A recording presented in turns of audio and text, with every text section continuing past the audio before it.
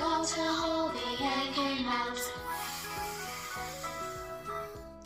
Okay, so today we are looking at the letter sound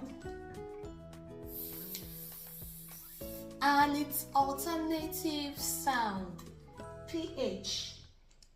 When you see letter P and H, the sound it make is, for example, phone, dolphin, photo, elephant.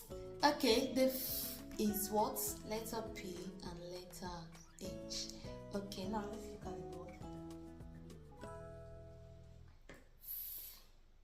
By now you can blend this without saying it one after the other. So let's go. Fat. Good job. Fat. Alright, now let's blend this. Don't forget, this is what? And you can see this. There is a consonant in between. So this is what? The O sound. And the consonant is N. So now let's try it together. Oh, phone. Great, good job. Alright. Right. So today we've learned the letter sound and its alternative sound. So see you in my next video. I believe by now you started reading, right? Alright, I love you. Bye.